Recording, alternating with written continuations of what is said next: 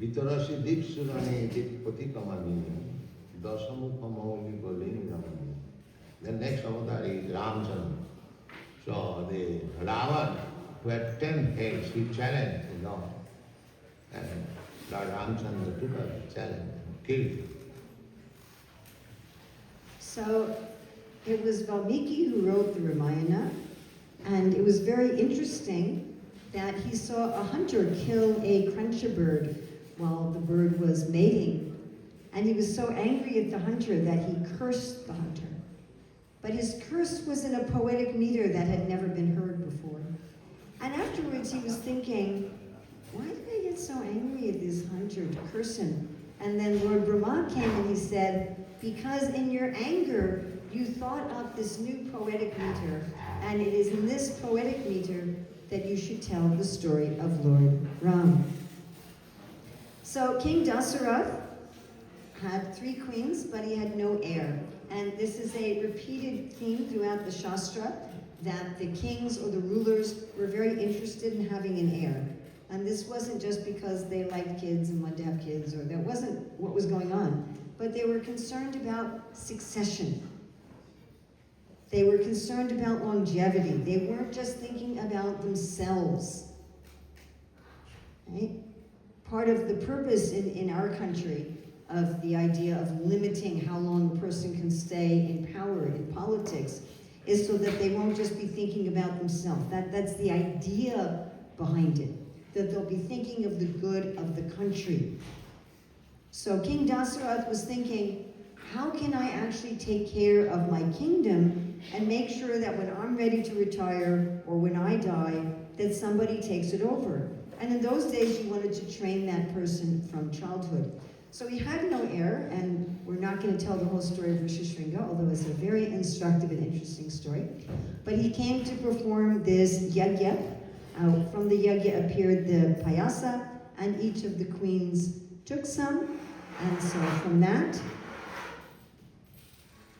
we have Kosaya, who gave birth to Ram. We have Kaikeyi, who gave birth to Bharat. And then we had the twins, Shatrughna. Forgot to click it. Oh. Thank you. So then we had the twins born also of Lakshman and Shatrughna from Sumitra.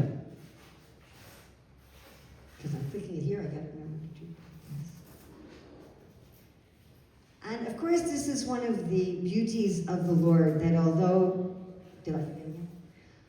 Am I right now? Okay. That although he says, Aham bija pratapita, I am everyone's father. Prabhupada talks about how in every religion they worship God as the Father, but yet we Vaishnavas understand that we can worship the Lord as our child. So I'd like us to think about Dasarath and Kosaya, how much love they were feeling for the Lord as their child. And of course, Dasarath with his queens, how much they were getting pleasure from the childhood, playful pastimes of the Lord and his manifestations. So these four brothers are generally understood as Vishnu Tattva. Sometimes they're understood as the weapons of the Lord. But there was this loving feeling, just like those of us who have children, we know how much affection we feel for our children.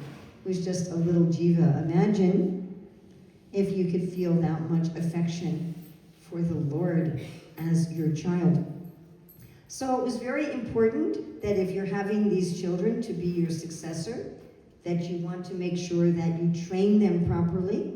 and therefore the four brothers were trained in Shastra, they were trained in ruling, they were trained in military arts. And then they all got to be teenagers. They got to be 16. And one day, the great sage Vishwamrita came to visit Dasarath. And when he came to visit Dasarath, he's asked Dasarath, how's everything going in your kingdom? And Dasarath says to him, how is everything going for you with conquering repeated birth and death? Srila Prabhupada often makes the point that when we greet somebody and we ask about them, we should ask about them in relationship to them and their life. What's going on in their life? Are they a renunciate? Are they a householder? Are they a Brahmin, Kshatriya, Vaishya, Shudra? What are they doing in the world? And we ask their welfare according to that. And then Dasarath did something, he seemed to have a habit of this, that he says to Vishwamrita, well, what would you like? I'll give you whatever you like. Careful about doing this. Be very careful about doing this. Of course, Bali did this with Mom and Dave also. If you do it with Krishna, that's fine. But be careful. So then Vishwamrita said, I want 2 of your kids. Imagine that. Some guest comes to your house. So what can I get for you? Your child. Take them. So Vishwamrita said, we're doing this yajna, and there's these demons bothering the yajna, and because I'm a Brahmana, I'm not supposed to use my powers against these demons. This has to be done by Kshatriya. He said, I have the ability to kill them, but that's not my dharma. And Dasarath said, well, I can do it. Vishwamrita said, no, I want your children. And then Dasarath was like, no, don't take my children. And then his guru, Vasistha, says, don't worry, Vishwamrita will take good care of them. So finally, Ram and Lakshman did go with Vishwamrita Muni. And as they were traveling, they came upon a deserted hermitage where Vishwamrita asked Ram to put his lotus feet onto a stone, at which point from the stone came Ahalya. Now, Ahalya had been tricked by Indra into having an adulterous affair, and when her husband found out, he cursed her to become a stone. And here she was again, brought back to her original form to be reunited with her husband. Now again, as we were looking at feelings, so how would it feel if you were there, being cursed to be a stone for a very long time, and then you feel on your body the soft touch of Lord Ramachandra's feet, which then sheds your sinful reactions and your curse and restores you to your form. So then, moving on, Vishwamrita said, well, the first demon you're going to have to kill is going to be Taraka. She's the mother of the demons that are bothering our sacrifice, and she's turned the whole forest into like a graveyard. And Ram was like, we're not supposed to kill women. And he said, well, this isn't just a woman, it's a demon. And interesting that for both Krishna and Ram, that the first demon they killed is a woman. Are we still there? Did it change? Okay, good. So then Ram and Lakshman come to the yajna area, and there he was told that Subahu and Marich were regularly polluting the yajna by throwing like blood and guts and bones and things like that. Imagine that if we went to do a yajna here, and some demon starts throwing like body parts and blood and feces and stuff. So this is what was happening. And therefore they weren't able to do the yajna, it kept getting polluted. So Ram and Lakshman then protected the yajna and they killed Subahu. They didn't kill Marich. Now this is interesting. We find that the Lord doesn't always do exactly what we would expect him to do. Right? Like when Krishna appears in the prison of Kamsa, he doesn't immediately kill Kamsa. He could. He killed Putana not long after that. He could have killed Kamsa in his baby form. But he doesn't. He goes to Vrindavan and he comes back a long time later to kill Kamsa. And so sometimes we don't understand how the Lord is acting in our life. Why is it that he does this or does that? But Ram didn't kill Marich. Instead, he simply took his arrow and took Marich at a long distance away. At which point, Marich decided that he wasn't going to do demon stuff anymore, and he engaged in various austerity. So Vishwamitra was very pleased with Ram and Lakshman having taken care of these demons, and he said, there's someplace I'd like you to go. He said, some time ago, Janak Maharaj was plowing the ground for a sacrifice, and his plow hit a box under the earth, and there he found a divine child who he raised as his daughter. And this child, this young girl, is now of marriageable age, and there's going to be a Swayamvar to accept her as one's wife. Now, just a little side point about Vishwamitra Muni. Vishwamitra Muni is one of the very few rare examples of someone who changed their varna in one life. But it was a long life. It was a 60,000-year life, so it's not really very applicable to any of us. But he was a Kshatriya, and when his weapons were superseded by that of Vasistha, with just Vasista's Brahmin staff, Vishwamitra decided, better to be a Brahmana, I'd be more powerful. That was his motive. He's actually thinking in Kshatriya terms about becoming a Brahmana. And it took him a long time and a lot of difficulty. He ended up in problems with a couple of celestial women and so forth. It wasn't a smooth sailing at all. He and Vasistha got into a battle where they cursed each other to become birds, and so many things happened. Anyway, he finally became not only a Brahmana, but a great Brahmana.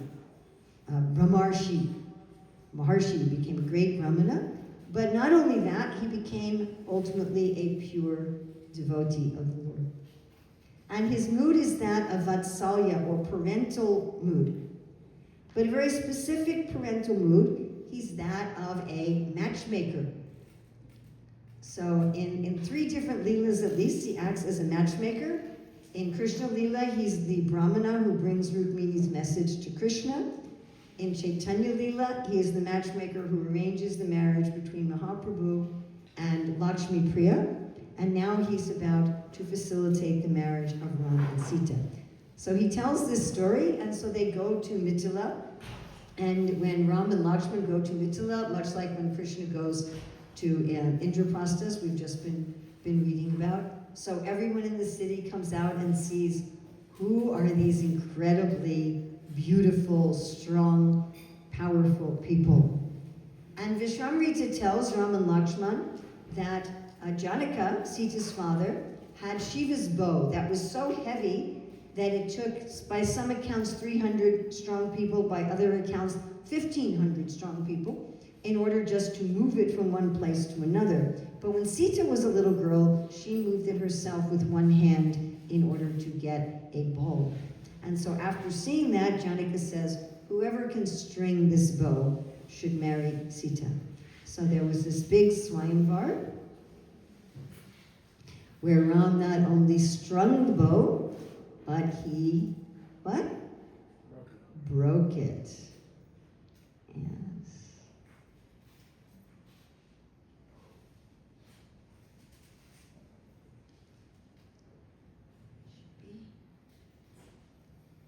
We should have sound.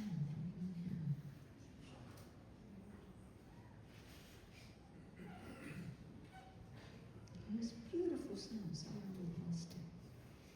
So here we had that when Janak saw that his daughter was going to marry Ram, he suggested to Dasarath that his own actual daughter, Urmila, be married to Lakshman.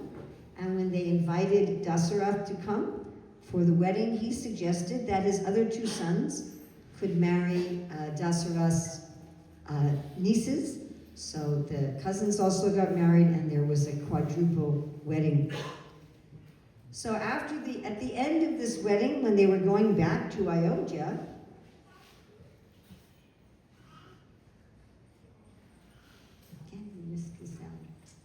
they were surprised by Parasuram. Now Parasuram is an incarnation of the Lord. He's a Shaktivesh avatar. And he challenged the Lord, and he says, how is it that you've broken the bow of Shiva? You're not supposed to break the bow of Shiva. This is improper, and I'm going to chastise you. And he said, let me see if you can string the bow of Vishnu. And so Ram actually took this bow and strung it and put an arrow on it and said, all right, I've done this. I have to shoot the arrow somewhere. What would you like to lose? Would you like to lose your austerity? Would you like to lose your ability to move? And Parasuram said, you know what? It's not my time anymore on the planet. Now it's your time. I'm just going to go and perform austerities. Then, for a very long time, everybody was very happy in Ayodhya. Many times in our life, we think, okay, I've gotten this, and I've gotten this, and this has happened, and now this is all set, and now my life's just going to be nice, right? Right? This happens sometimes. Right? You think, okay, I got my degree, I got my job, I got married, I got a house, I got a car, everything was all set. Now you're just happy. And then something happens. Yes? Could be a little thing, like your plumbing breaks and your basement floods. It could be a huge thing, like your kid dies, or you get deported, or, something. People think that in the realm of the Lord, that perfection is just some kind of like, but there's all different variety, and the emotions we feel in this world, this is a very important point about the Ramayana, because starting at this moment, we're about to segue into a tragedy. So it's very important to remember that even the so-called negative emotions of the Lord are all blissful. In this world, even the positive emotions that we experience in terms of false ego are troublesome. But in spiritual life, even the so-called negative emotions are blissful. I think I ran along the PowerPoint. You got something in the chat? Oh, yes. What was the name of the correct one? With sound. Oh, that's what I ran. Okay, so I don't know why it's not. No. We ran through the whole thing, but we obviously missed some of them, so. Yeah, it was a beautiful song. So when Kaikeyi was a little girl, she had a maidservant who took care of her. And this maidservant went with her when she got married to Dasarath, Mantra, and Mantra was twisted in both body and mind. She was someone who wasn't thinking about the good of the kingdom. In fact, she wasn't really even thinking about the good of Kaikeyi. She was really just thinking about herself. And when she heard that Dasarath was going to do a coronation for Ramachandra, and quickly, that it was going to be done the next day while Bharat was out of the kingdom, she immediately went into a conspiracy theory. Right? Maybe you know people like this? Like, as soon as something happens, immediately they just become very negative and they start catastrophizing. Oh no, this is what's happening, oh, some terrible thing, you know? Like your spouse doesn't come home when you expect and doesn't call, and you try to call and the phone's offline and you think, oh no, they're in an accident, they're dead, they're brain damaged. So Mantra was this kind of a person. You know, she just immediately went to this worst case scenario and she decided, Dasarath is scheming. He's done this to disenfranchise my mistress. He wants, and then she starts manipulating Kaikeyi. This is Leela, but it's still very instructive. Because we have to be careful that we don't become manipulated. What association do we have? Who's our association? We can think, oh, this is a person who's my friend and my associate, but if they themselves are faithless and they themselves are negative and critical, they can bewilder us. Because first, when Mantra goes to Kaikeyi dismisses it, and she just says, this is all nonsense, there's no conspiracy. I love Ram. I love Ram as much as I love Bharat. And he loves me. What's the problem? But then, Mantra starts appealing to her sense of royalty. And she says, once Ram's enthroned, nothing's going to come through your son. Your branch is finished. And so you're going to be finished. And you're going to end up being Kausalya's servant. And Bharat's going to be Ram's servant, which Bharat wouldn't have minded that at all. But that was her whole mentality. You're just going to be a servant. And at this point, Kaikeyi was bewildered.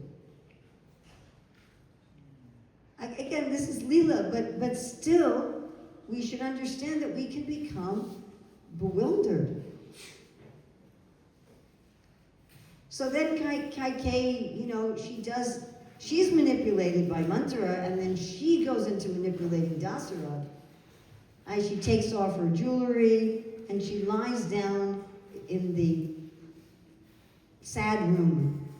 Imagine having so many rooms in your house that you could have a room for being sad. I don't know if they had a room for every emotion.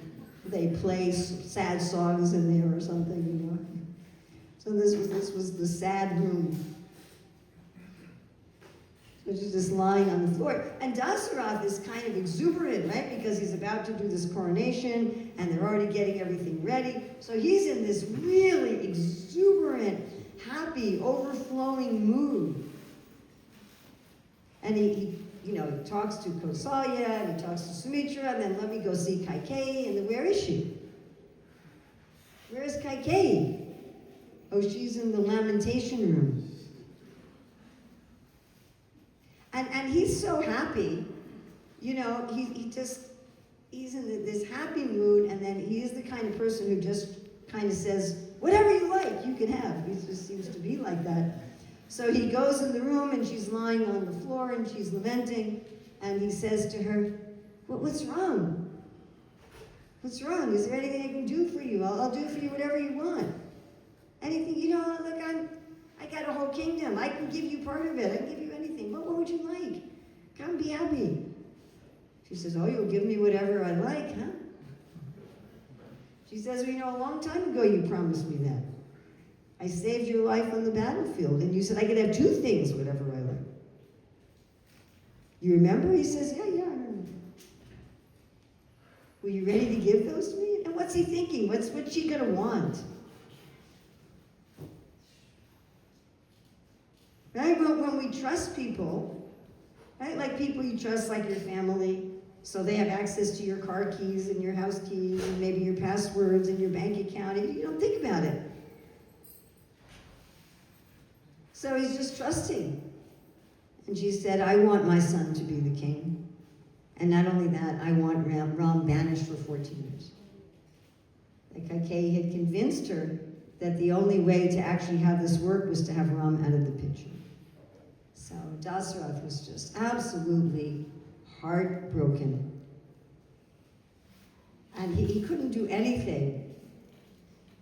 And then his assistant, his advisor, Sumitra, called and said, Ram, your father and Kaikeyi want to see you. And Kaikeyi says, your father has banished you to the forest for 14 years to fulfill his promise to me.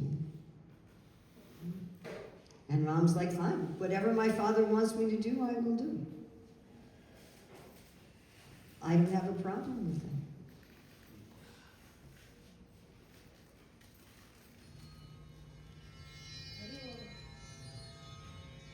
If my father wants me to go to the forest, I'll go to the forest. Whatever would please him. This is the mood of the Lord actually towards his devotees. So Ram's setting an example of Dharma, but he's also showing this mood towards his devotees. And of course, when Lakshman hears about this, Lakshman's first inclination was, let's fight. And Ram says, we're not fighting our father. That's not happening. We're not having a war against our father. And then Lakshman says, then I'm going to come with you. And when Sita hears, she says, I'm coming with you. He says, where are you coming with me? I'm exiled to the forest. Go home, stay with your father for a while. She says, no, when we got married, it was that whatever you experience, I also experience. Just like even, in America, at least used to be, the marriage vows were like richer or poorer, sickness or health.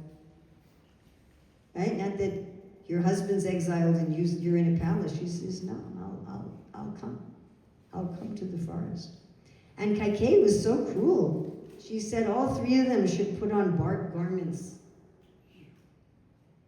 She was in such a mood of cruelty. And what we want to access here is especially the mood of Dasarath, how he was torn apart in love for Lord Ramachandra. And the mood of Lakshman and Sita of loyalty. So Ram takes blessings from his mother Kausalya to go to the forest, and then all the citizens want to come to the forest with Lord Ramachandra. So when Ram, Sita, Lakshman are going to the forest, they all follow him. Of course, Kaikeyi is very angry about this. She says, what's the use of my son ruling an empty kingdom? But anyway, Ram didn't want them to go to the forest, so while they were sleeping, he left them and he crossed the river. Imagine, again, following Ram, Lakshman, and Sita, being willing to go to the forest, and then he cheats you. You wake up in the morning and he's gone. Then in the forest, they come to Guha, who's the leader of some tribals. And he invites them to come and stay with him. He said, you can come and stay in my village for your 14 years of exile. And Ram said, no, I'm not supposed to go into any city. I'm not supposed to go into any village. I'm supposed to just live in the forest, which is important in many ways later on. But that's when Ram and Lakshman take some sap to mat their hair. And they said, Guha, why don't you show us where we can go in the forest? Where's a nice, safe place to go in the forest? So Guha arranges that they can go on a boat across the Ganga, and the boatman asks as his payment that he can wash the lotus feet of the Lord. As Sita offers prayers to the Ganga, and she offers prayers for their safe return. And again, getting into the feeling of this boatman, how nice it would be to have the Lord in your boat. But you don't get to see him very long. You just take him across and drop him off. Then in the forest, they meet the sages who live in the forest, and the sages inform them that there's many demons that are eating sages in the forest.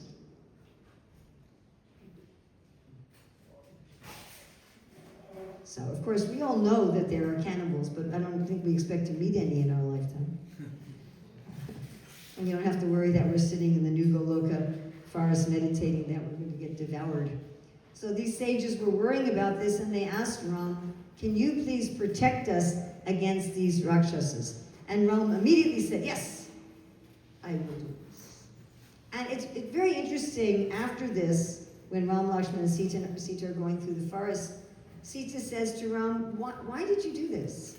Why did you tell the sages that you would protect them? Bharat is the king. You're not a king. You're in exile. You don't have any kshatriya duty now to protect the sages. You're in a different place. And Ram said, well, actually not. He said, we're still actually kshatriya grahastas. I haven't given up my duties. He said, anyway, I already promised. So whether it was right or wrong, I already promised. Yeah, so just like those of us who've taken vows of initiation, so I've sometimes heard people say, well, I don't really have to keep my vows because I really didn't really know what I was doing, and I was young, and this or that. I've heard this kind of thing. But you know what? It doesn't matter. Right? You promise to marry someone, you promise to be someone's disciple, then you follow. And this is the examples Ram's giving. He said, I already promised them. That's it. Whether it was right or wrong, that's what it is. He said, but anyway, this is my duty. I'm still doing my duty. Meanwhile, back in Ayodhya, Dasarath has Sumitra come back without Ram, Lakshman, and Sita, and he grieves and dies. And as he's dying, he remembers that when he was a young man, he had accidentally killed a young Brahmin boy and been cursed by that boy's parents to die in separation from his son. What's particularly interesting is that somehow by the arrangement of Lord Ramachandra, Dasarath had become completely detached from his kingdom. He'd been completely detached from his family life. He'd been completely detached from everything, and he left this world in total absorption on Lord Ramachandra. So it looks tragic. It looks tragic, you know, his wife betrayed him, and his son is exiled, and so forth. But actually, he was in the greatest situation of spiritual samadhi and bliss. So Bharat comes back, finds out that his father's died, finds out that his mother had done this manipulative conniving to make him the king, and he renounces his mother. Prabhupada gives him as the example of someone who renounces their mother. So even under normal, this is kind of what Krishna talks about in Apichet Sutaracharo, that even if a devotee does something abominable, they're still saintly. So normally, to renounce your mother is abominable. Yes? But because his mother had been such an offender against the Supreme Lord, he says, you're not my mother anymore. I'll accept you as one of the queens of my father, but you're not my mother. And I'm not participating in this. Which was interesting because everyone assumed that Bharat was behind this whole thing. They had assumed that Kaikeyi had done this on Bharat's instigation. And again, to try to access the feelings of the devotees, how would Bharat feel? He's coming back to his home, he's hoping to see his parents, he's hoping to see his brothers, and instead he finds the kingdom desolate without Ram. And he's being asked to usurp Ram's position. And so he says, I don't care if this was my father's promise, I'm not following it. Now, this fact is also very interesting. Srila Prabhupada contrasts Vasudeva and Dasarath. That Vasudeva promised Kamsa, I'm going to give you all my children. But he didn't give Kamsa Krishna, correct? He broke his promise for the sake of Krishna. Whereas Dasarath makes this promise and he keeps it. So Bharat is saying, it's more important to put Ram on the throne than to maintain this promise of my father. So because of that, he goes to the forest with a whole retinue to try to convince Ram to return. When Lakshman sees them from a distance, he says, oh, Bharat has now come to reclaim the kingdom with an army. Right? He also immediately jumps to a negative. And Ram says, no, Bharat's not going to do that. Of course, then Bharat comes and is welcomed, and he says, my dear Lord, you come back, my dear older brother, you come back and you rule the kingdom. I don't want anything to do with this. I had nothing to do with this, and I don't want to have anything to do with this. And Ram says, I can't do that. I'm going to keep my father's promise. And Bharat says, well, I'm not going to rule. And you had this. Of course, it's interesting because they're all Vishnu Tattva. So it's like the Lord arguing with himself. Yes? Do you ever argue with yourself? I sometimes argue with myself. But I'm just one person, just going on in my mind. Whereas with the Lord, there's Ram and Bharat, and they're having this argument. So finally, Bharat proposes some way of some conciliatory method. He said, I'll tell you what. He said, I'll rule, but I'm not going to rule as the king. You be the king, and I'll rule for 14 years as your servant. And he said, you please accept these shoes, and then I'll take the shoes and I'll put them on the throne. So Ram finally says, okay. He was defeated by Bharat's love. It's interesting, when Bharat went back, he didn't live in the palace. He lived in a hut, and he just drank barley cooked in the urine of a cow. He decided that he was going to do more austerities than Ram was doing in the forest. So he ruled the kingdom as an ascetic outside of the palace. So then Ram said, we can't stay here anymore. Because now bards come from Ayodhya. Everybody knows where we are. If everybody knows where they are, they're going to keep coming and visiting us, and it's going to cause a disturbance to Ayodhya. So let's move on. So they start wandering through the forest. And remember, Ram had made this vow to kill the demons, so it wasn't long before they had an opportunity. They came upon the demon Virad. And so he was the first demon that they killed. After a while, they settled in Panchavati. And there in Panchavati, they were very near an outpost of Ravana's brothers, Kar and Dushan and Trishiras, and one of Ravana's sisters, Shurpanaka. And Shurpanaka fell in love with Lord Ram, or rather fell in lust with Lord Ram. And she decided that she wanted to have an affair with him. So she comes and she says, why don't you come and sport with me? So perhaps some of you know that I used to play in the Ramayana. Did any of you know that? So it was a long time in New York. We had a real theater, like a real theater. We actually had reviews as an off Broadway theater. So, long story how I ended up playing Shurpanaka, but I would play Shurpanaka. And I remember our director, who's gone from this world, most of those people who were in that play are no longer on this planet. So Lokamangala would tell me, you've got to act more like a demon. And I remember, behind the stage, I was just saying, so much wealth do I have today, and I will gain more according to my schemes. I was reciting the 16th chapter, right, trying to get into a demon mood. And then I just still remember my lines, So I would go to Ram and I'd say, you should unite with me, O best of men. Be my consort. Who is this ugly woman to you? And Ram said, well, I can't. I've taken this vow of only one wife. Now, that is not like our modern only one wife, where you have one wife for a while and then you divorce her and then you have another wife and then you divorce her and then you have another wife. Not like that. Even if your spouse dies, you don't marry again. That was this vow. He said, so I've taken this vow of only one wife. He said, but my brother hasn't taken this vow. And his wife didn't come with him to the forest, so he's here all alone. Maybe you can marry him. And then Lakshman's like,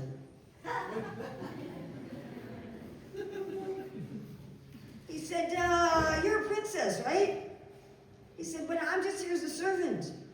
You don't want to be a servant, right? You should be married to the king. You should marry Ram. Right? And then she realizes they're playing with her. And she gets very angry and she says, this is Sita.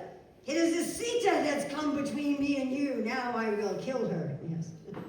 I don't know if I did that very convincingly. Uncle Uncle was always telling me to become more convincing. And when Shurpanaka went to kill Sita, then Lakshman cut off her nose and ears. And she ran screaming to her brothers, Kar and Dushan and Trishiras, and she said, look at what's been done to me. I've been deformed, I've been disfigured, I've been humiliated. You have to restore my honor. So Kar and Dushan marched with 14,000 Rakshasas upon the hermitage. And Ram says to Lakshman, go take Sita someplace where you're protected, and I will fight them alone.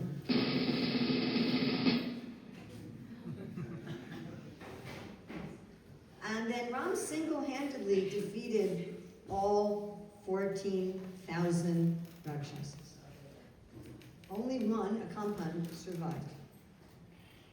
Shurpanaka had also seen all of this. Now, she wanted, her goal was either to have Ram as her consort or to have him dead. Right? Either she wanted to enjoy him or she didn't, or she wanted him killed. And when she saw that he had become victorious, she was really angry. So both Akampan and Shurpanaka went to Ravana and told him what happened. But when Shurpanaka went, she was very manipulative. We have this recurring theme of manipulation going on in the Ramayana. So she's very manipulative. And she goes to Ravana and she lies. She said, no, there's this human prince in the forest who's been exiled, but his wife is incredibly beautiful. I've never seen anyone so beautiful. My dear brother, I know you already have many queens and a whole harem and so many women at your disposal, but you don't have anybody like this Sita. And when I saw her, I thought, she's for my brother. And I wanted to capture her. And in order to capture her, I tried to get her, but then look what Rama Lakshman did to me. He's supposed to protect me. He's supposed to be a hero, a brother.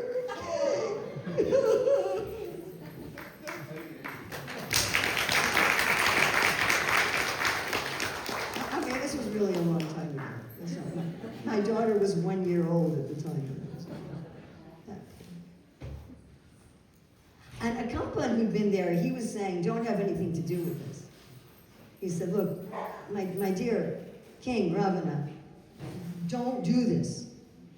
Ram is obviously not an ordinary human to defeat 14,000 Rakshasas on his own. Just stay away from this whole thing. And Ravana was so overwhelmed. First of all, his ego was humiliated by Shurpanakha in open court. So part of it was that she had embarrassed him in open court, and part of it was just his lust. So, you know, when we're overcome by some kind of desire, and when we're overcome by our false ego, we do stupid things, yes? Yes. Yes. So Ram did something really stupid. Now, you might say, well, we don't do anything that stupid. But we do. Because we're all little Ravanas. We're thinking, let me enjoy the Lord's energy myself. That the essence of a materialistic consciousness is I want to be the enjoyer of the Lord's energies. Now we actually can enjoy the Lord's energies through the Lord. We can enjoy the Lord's energies through the Lord.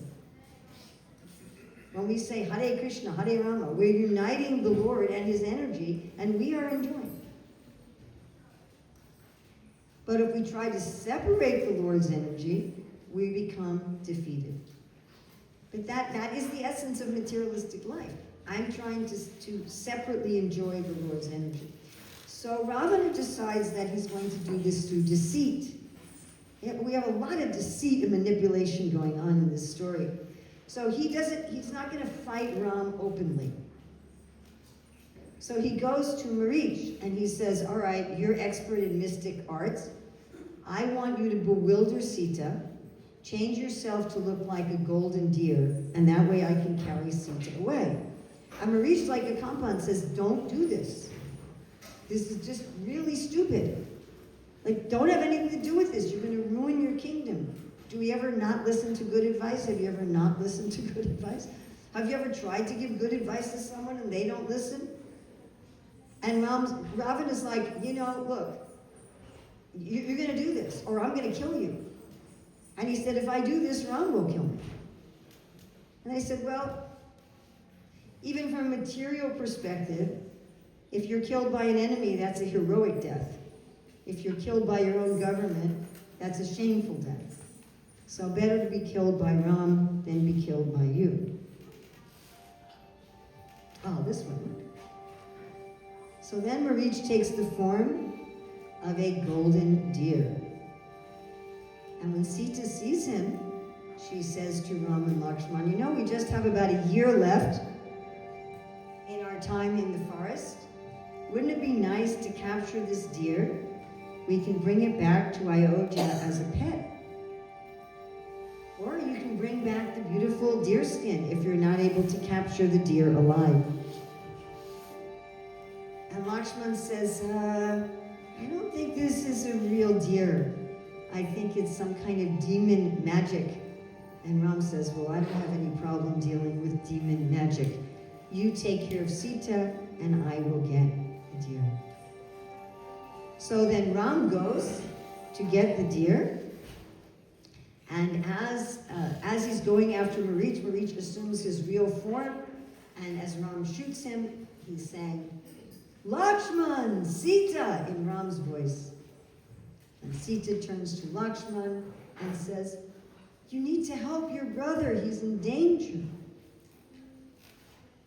It always fascinates me how the great devotees would think that Krishna is in danger. You know? And Lakshman says, no, he can't be in danger. She says, you're hard-hearted. Oh, you just want Ram to die so that you can take me. And he's so offended that he leaves her. And now we have more deceit. So Ram dresses himself up as a holy man, coming to bear alms. We have this theme also happens in Krishna Leelas, where the demons dress themselves as devotees. So I don't know what's true now, but I know at least some years ago that every year there were over 2,000 crimes in America of criminals who dressed themselves up like police officers. You know, if you really want to cause trouble, pretend to be a holy person. And so in every religious society, there are going to be sometimes demons who present themselves as saintly persons. So Ravana presented himself as a saintly person, and he begged alms from Sita, at which point he revealed his real form and kidnapped her. Now, right outside the hermitage, there was an old vulture named Jatayu.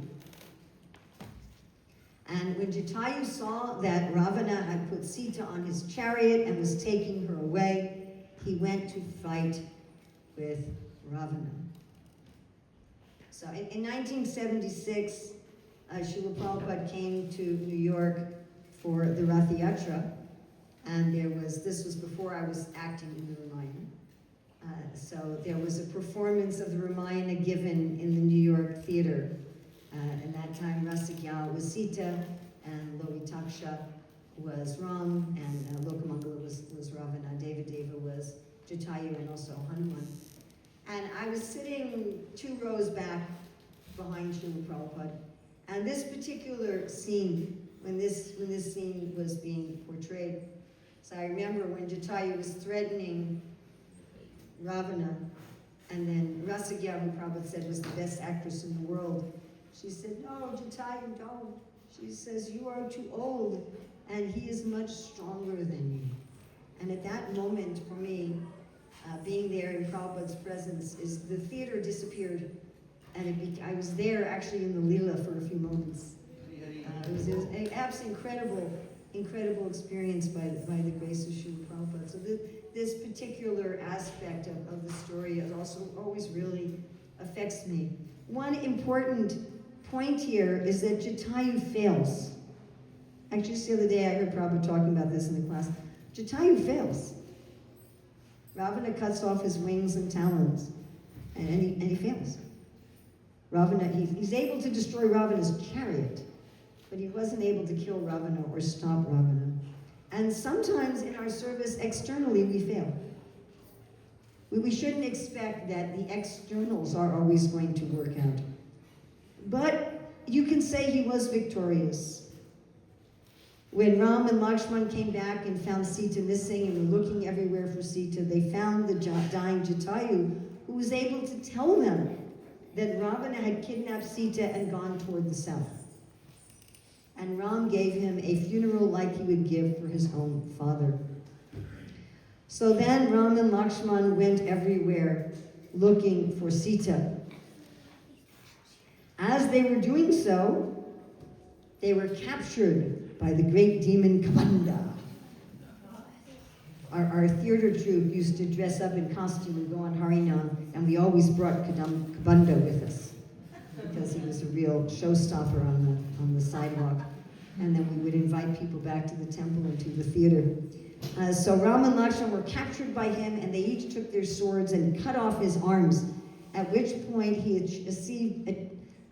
displayed his celestial form, and he said, you should go to get your wife, you should go see Sabari. That Sabari has been waiting for you, and she will help you. So they came to the ashram of Matangi, Sabari's guru who had left the world. And when Sabari had been a tribal who had become a devotee, and her spiritual master had told her, don't leave the world with me. She wanted to leave at the same time as her guru. He said, no, don't leave with me. He said, someday the Lord in his form of Ram and Lakshman will come and see you. He didn't say when. Just like Prabhupada tells us, if we chant Hare Krishna, eventually we'll see Krishna. He didn't say when exactly. But it will happen. And it's happening to so many devotees. Anyway, so Sabari, every day she's preparing. She doesn't know when he's going to come. So every day she's preparing the path. Every day she's preparing forest berries and fruits, waiting. My guru said he will come, someday he will come. And then there is Ram and Lakshman actually finally came. And of course, this is a sweet story that she wanted to make sure that the berries were sweet, so she was tasting each one first. Normally you don't do that, right? You don't normally taste something. Should I tell you a funny story? So Mukunda Maharaj tells this story that when he was very new in the Hare Krishna movement, he was the first devotee, right? Mukunda Maharaj, so he was the first devotee in New York, 66. So he was riding in a car where he was driving, Prabhupada was in the passenger seat, and he gave Prabhupada a date. So Prabhupada took a bite of the date and then gave it to Mukunda. And Mukunda thought, I guess this is what they do in India. They take bites and give it back to the other person. So he took a bite and gave it back to Srila Prabhupada.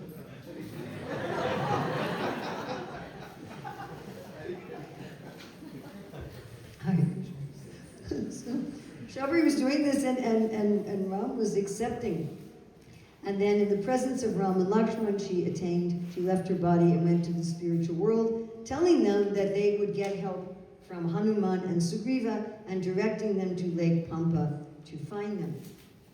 So Ram and Lakshman, following her instructions, goes to Lake Pampa where they meet Hanuman and Sugriva. And Sugriva said, like you, I am also in exile, and my wife has also been taken from me by my brother. And I cannot help you until I get my kingdom back. So you please kill my brother. And then Ram killed Bali in a way that's not generally done by Kshatriyas.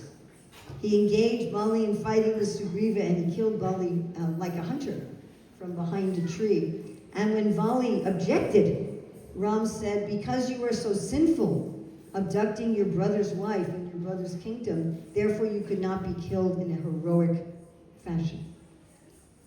So then Sugriva takes back over his kingdom, and the rainy season starts. So everything's kind of put on hold. Just like we had a few weeks ago, it seems amazing now, but remember it wasn't that long ago, we had that ice storm and snowstorm, and everything was closed, and we couldn't even have a festival for Lord Nityananda, right? Remember way back? It was 80-degree weather. So, it's rainy season, so everything stops. And meanwhile, Sugriva got really into enjoying his kingdom because he had been doing austerities for so long. And after the rainy season, he doesn't come forward. And Ram says to Lakshman, he promised to help, the rainy season's over, where is he? Now again, remember how Ram couldn't go into any city? So therefore, he wasn't going to go into Kishkinda, so Lakshman went. Lakshman's a little fiery. Like, remember how he was going to fight Dasarath? So he's a little fiery. I was just reading this morning the story of Balaram going to drag Hastinapur to the Ganga over Samba. So anyway, Lakshman's a little fiery, and he goes in there, and he's practically causing an earthquake going into Kishkinda. And he's like, where is your help? Just now coming. So Sugriva gathers all the armies together, and he divides them into different parts for the different directions. But because Jatayu had said that Ravana went to the south, they felt most confident that Sita could be found in the south, and therefore Hanuman was given, he was put in charge of the group that was going south, and he was given Ram's ring to present to Sita, because Sita had not met the monkeys, she wouldn't know who they were, as a token that he was coming from Ram.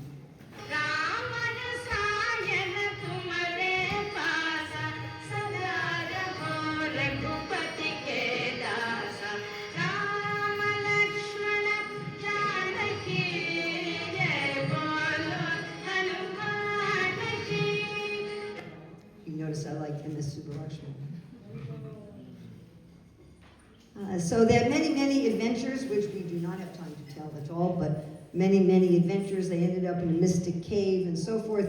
And finally, they end up on the shore of the ocean, where they meet Jatayu's brother, Sampati, who's able to tell them, hey, I can see Sita in Lanka across the ocean, but who is going to get there? Right? And some of the monkeys say, well, I can jump halfway there. And some say, well, I can jump there, but I can't jump back. And Prabhupada talks about this in relationship to taking sannyas. He says, you know, if you're going to take sannyas, you have to do it. You can't just jump halfway. And that's not going to work, just fall into the ocean. So then Jambavan reminds Hanuman, he says, actually, you have great powers. These powers have been hidden from you, but you actually have this ability. So Hanuman then jumps across the ocean, and of course there's, again, many things that go on, many of the helpers and difficult demons he meets around the way. And eventually he comes to Lanka, and first he's looking for Sita in the palaces where he sees the various queens. And no, because he hadn't met Sita, he didn't know what she looked like. But he's saying, I don't think this one's Sita, I don't think this one's Sita, I don't think so, she wouldn't be like this. And Robin, that's not. So then he starts going around, and he comes to the Ashok garden. And I'm missing you, and I'm missing you, my Lord, and I'm missing you, and I'm missing you, my Lord, and I'm missing you, my Lord.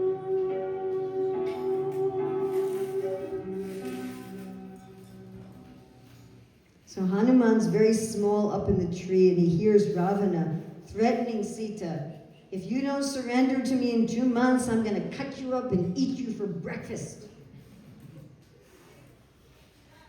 Imagine someone saying, if you don't love me, I'm going to eat you up for breakfast. Like, what kind of love is that? and Sita's like, she said, I remember this line too, she said, why would a royal swan who sports with her mate amidst lotus flowers consort with a crow who lives in filthy places? You have not long to live, and these Rakshasas who support you will also die. I don't remember the whole script. So then Hanuman up in the tree starts singing the glories of Lord Ramachandra. And Sita is wondering, who is singing, who is singing? And then he comes in front of her and she says, oh, Ravana, you've taken another disguise. He says, no, I'm actually here as a servant of Ram. Here is his ring, as his token. If you like, I can carry you back to Ram. She said, no. She said, that is not proper. He said, Ram should rescue me himself.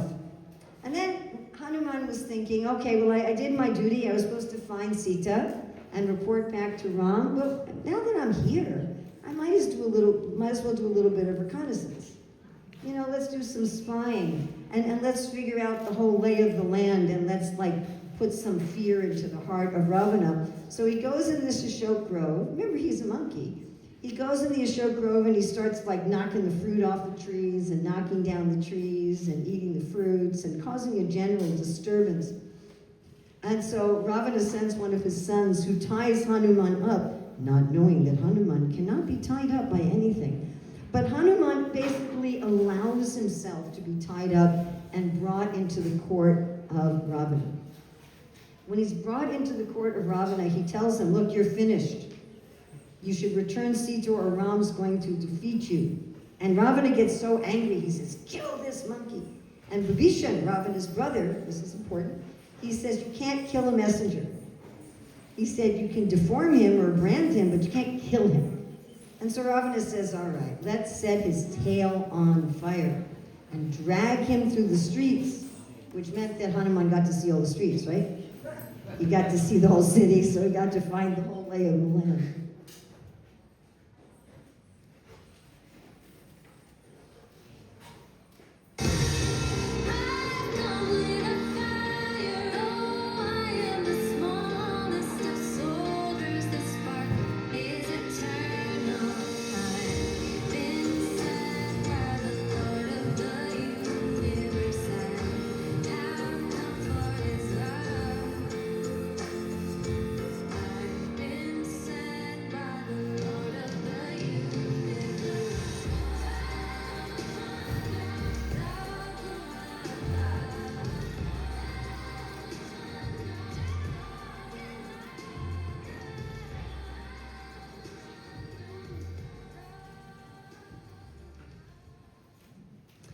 So after setting fire to Lanka, he jumps back over the ocean, and he goes back with the monkeys to Kishkinda, at which time they're celebrating, and so they're like destroying Sugriva's orchards.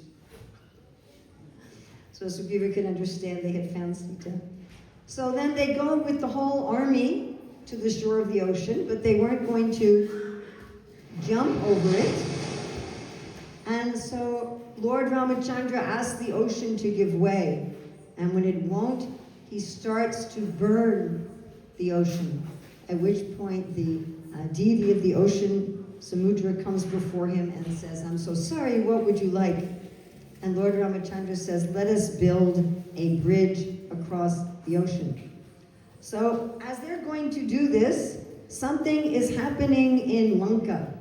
And that is Vibhishan is getting very upset about the fact that Hanuman burned Lanka. And he's telling Ravana, look, this is no good. What you're doing is no good. You've taken another man's wife. She doesn't even want you. And now, just look, just one of his servants has burned down the whole city. Just surrender and give Sita back. And Ravana says to him, you know, you're not really acting like my brother here. You should just be killed or imprisoned. And so Vibhishan leaves, very, very much like the way Vidura left when Duryodhana insulted him. So Vibhishan just leaves. He takes a few of his trusted friends.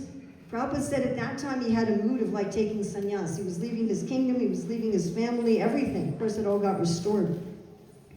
And he comes to find Ram on the shore of the ocean.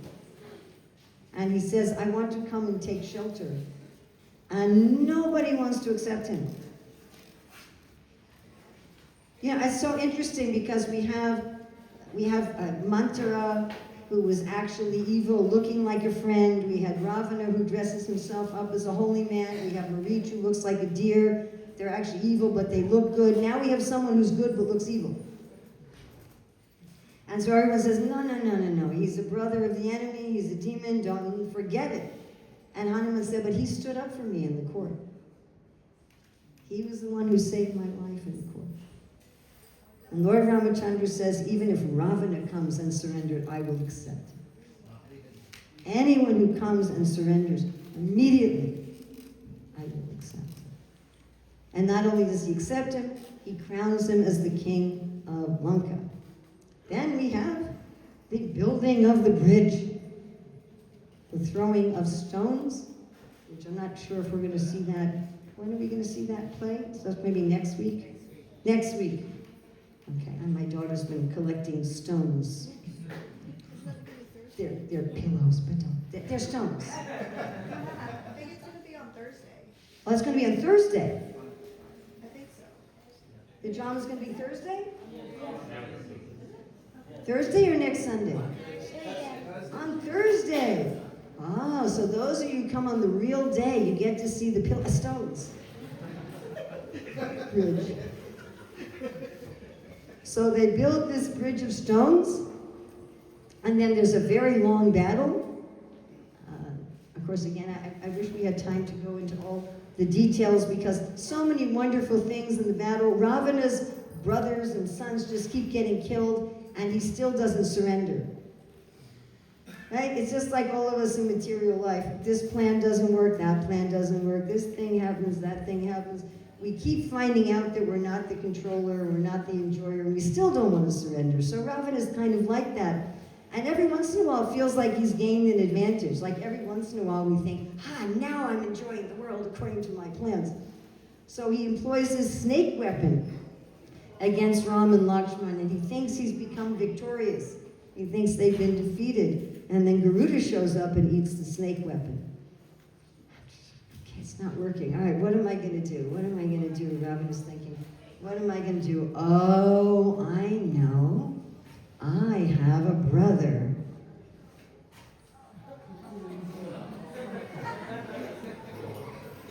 Let's wake him up. And Kumbhakarna gets woken up, and he starts like eating the monkeys. You know, stepping on them and eating them, and it looks really disastrous. And Ram's able to cut off both his arms and throw him in the ocean. All right, then we have an attack on Lakshman. And it looks like Lakshman's going to die. What to do? And then, that just like nowadays we have like an army medic. So they had an army medic. And he said, I know what can cure him, the Sanjeevani herb. Oh, good, where is it? In the Himalayas. And Hanuman says, well, I can go there. What does it look like? Oh, it looks like this, this, this, this. You ever done shopping for somebody else? Okay, you ever done shopping for someone else and they say, okay, I want this particular type of olive, this brand, and you go to the store and you're like,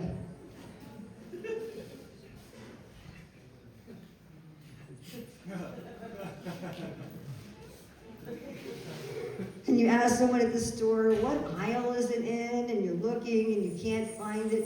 So that's what's happening to Hanuman, right? He's like going to the mountain and he's like, I don't know where it is. Imagine like you bring the whole store back home, I put the whole food line in the trunk for you. Pick it out yourself. So Hanuman, he just brings back the whole mountain. Prabhupada talks about this. He said, that we all have some ability. He said Hanuman, he was a monkey. He wasn't like an Ayurvedic doctor. But he was very strong. So can you see Hanuman up there in the sky? The mountain, bringing the mountain. And of course, one of the most amazing battles is that between Lakshman and Indrajit, where Vibhishan gives them information how they can defeat Indrajit, and Lakshman defeats Indrajit, which really devastated Ravana, but not enough to surrender. It devastated him, it infuriated him, but not enough to surrender. So finally, Ravana goes to fight Ram directly.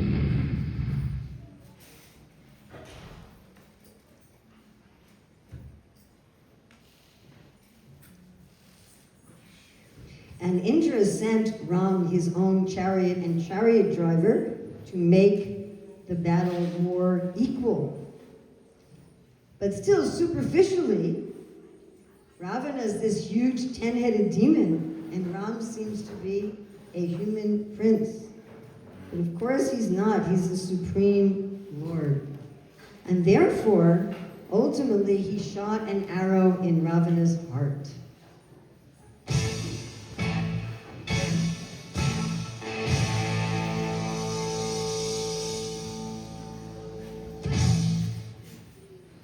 I should get more clever at these things.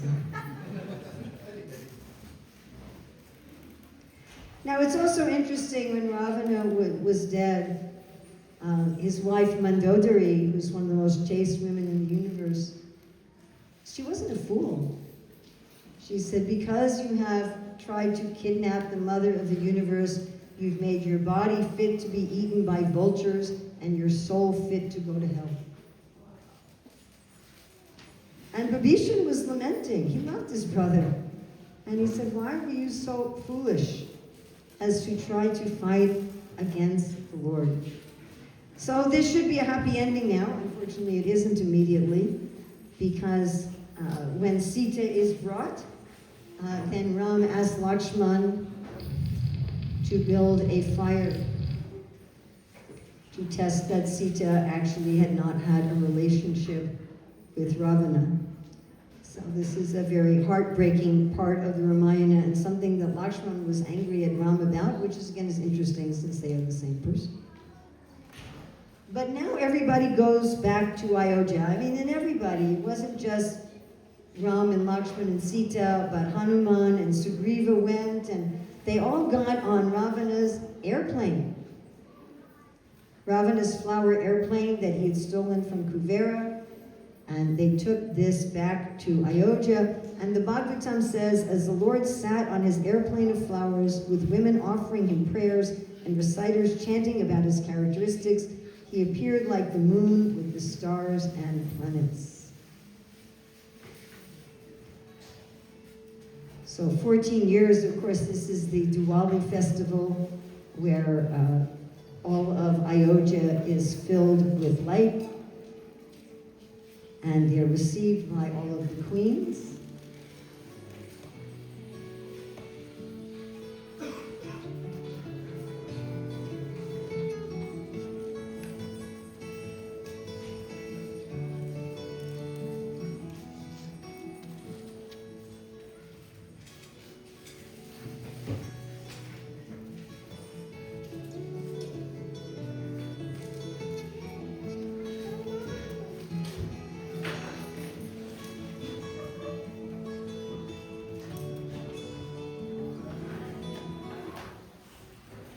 Sita Ram Lakshman Hanuman ki.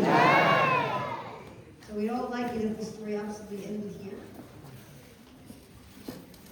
Of course, we know that when Sita is pregnant later with twins, that Ram, going as a spy, hears people, at least one person criticizing her, and he decides that if people are going to be critical of the government cannot rule properly. Not like 2026 world. He said, I don't want there to be any stain, even thought of stain on the government. So he sends Sita to the forest to live in Valmiki's ashram. Later, Love and Kush would learn the Ramayana, come and sing the Ramayana in Ram's court, and Ram finds out that they are his children, and he asks for Sita to come back. She's like, no, I'm not coming back. It's enough already. Better that I go back to the earth from where I came. So Hanuman is always singing the Ramayana. Srila Rupa Goswami says the reason that we know that this so-called tragic story is actually bliss is that Hanuman has been singing the Ramayana from the beginning of time. And if we would like to have Ram and Sita always united, then we can do so with our own tongue and in our own heart by chanting Hare Krishna, Krishna Krishna, Hare Hare, Hare Rama, Rama Rama, Hare Hare. Thank you